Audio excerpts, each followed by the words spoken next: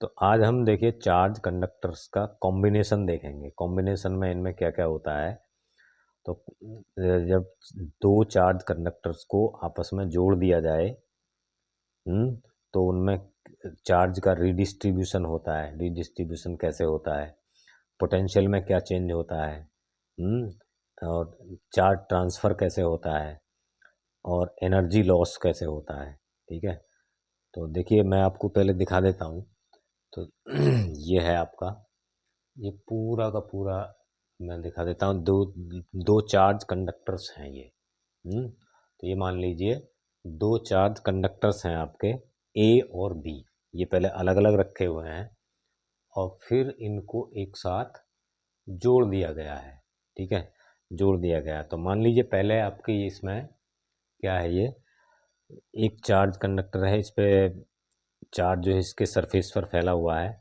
मान लीजिए इस पर पहले पर Q1 चार्ज है, इसका पोटेंशियल V1 और इसकी कैपेसिटेंस C1। और क्या है, दूसरे का चार्ज Q2 है, पोटेंशियल V2 और कैपेसिटेंस है इसकी C2।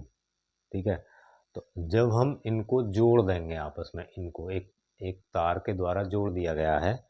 ठीक है, तो अब इन पर क्या होगा जोड़ने में, तो जो चार्ज फ्लो होगा, ठीक है, जो चार्ज फ्लो होगा वो हाई पोटेंशियल से लो पोटेंशियल की ओर होगा।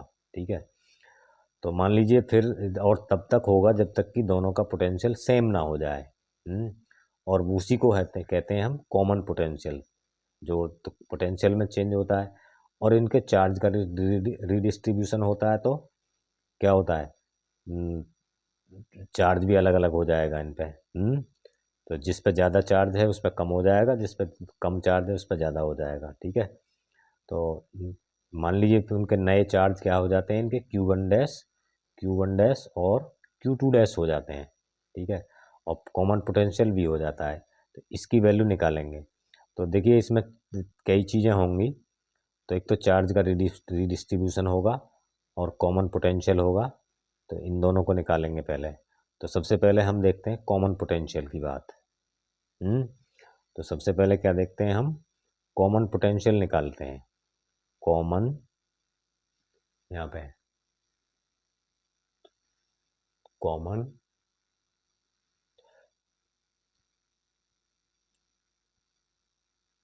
पोटेंशियल, इसकी वैल्यू निकालते हैं। तो जब पहले जब जब ये दोनों जोड़े नहीं गए हैं इनिशियली, तो यहाँ है इनिशियली क्या है, Q1 is equal to C1V1। ठीक है, ये हम जानते हैं। और Q2 is equal to C2V2 capacitance के फार्मूले से। तो कैपेसिटेंस इनकी चेंज नहीं होंगी, बाकी सब कुछ चेंज होगा। तो टोटल चार्ज दोनों का कितना हुआ, Q1 प्लस Q2। तो ये हुआ Q1 प्लस Q2। तो ये हुआ आपका Q1 प्लस Q2।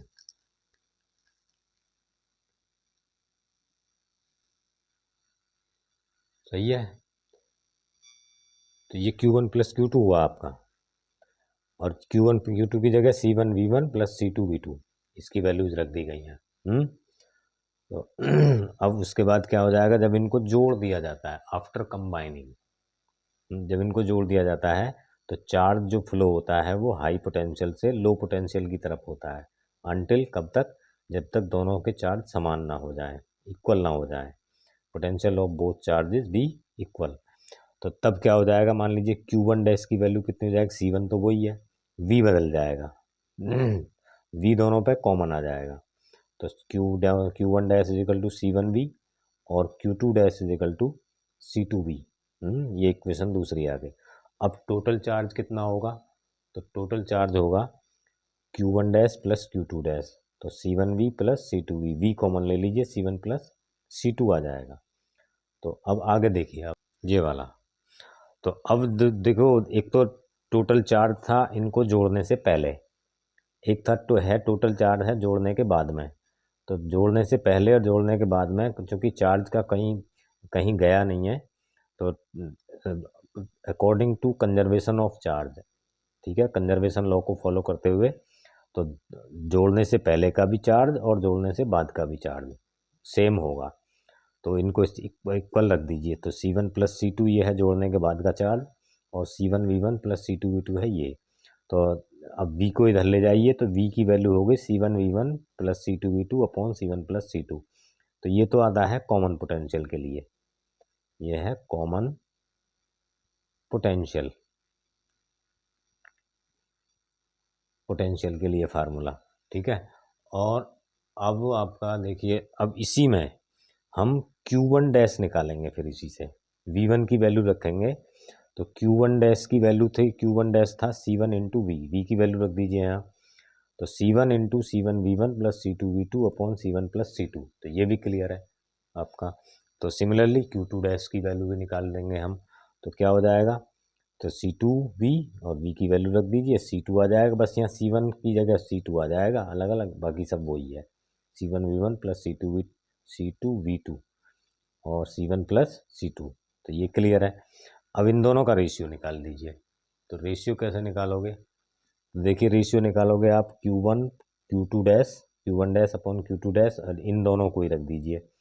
तो देखिए C1 और ये और C2, ये दोनों सेम है, तो ये दोनों कट जाएंगे, तो ये बचेगा C1 अपॉन C2। तो देयरफॉर क्या आ जाएगा इन दोनों का ratio, Q1 dash upon Q2 dash, तो ये आ जाएगा C1 अपॉन C2। तो चार्ज का जो डिस्ट्रीब्यूशन है, जो नए चार्ज का रेशियो है, वो उनकी कैपेसिटेंस के रेशियो में होता है, ठीक है।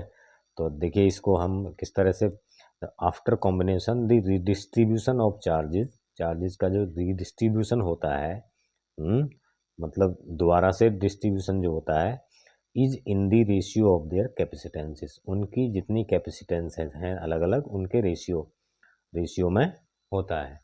तो ये भी टॉपिक क्लियर है। तो इसमें क्या है, इसमें कुछ भी नहीं है। पहले तो उनका अलग अलग वो निकाल लीजिए, Q1 प्लस Q2 C1V1 से, और फिर आफ्टर कॉम्बिनेशन निकाल लीजिए V को कॉमन लेके। तो बस अब इन दोनों की वैल्यूज़ रख दीजिए यहाँ, इन दोनों को चार्ज को इक्वल रख दीजिए लॉ ऑफ कंजर्वेशन लगा के, और इससे V की वैल्यू निकल आएगी। और फिर V की वैल्यू को Q1 डैश में रख दीजिए, फिर Q2 डैश में रख दीजिए, और फिर दोनों का रेशियो निकाल लीजिए। बस सिंपल है, इसमें कुछ नहीं है। तो ठीक है, एक बार आपकी समझ में आ गया तो आप कर लेंगे, तो कोई प्रॉब्लम नहीं है, ठीक है।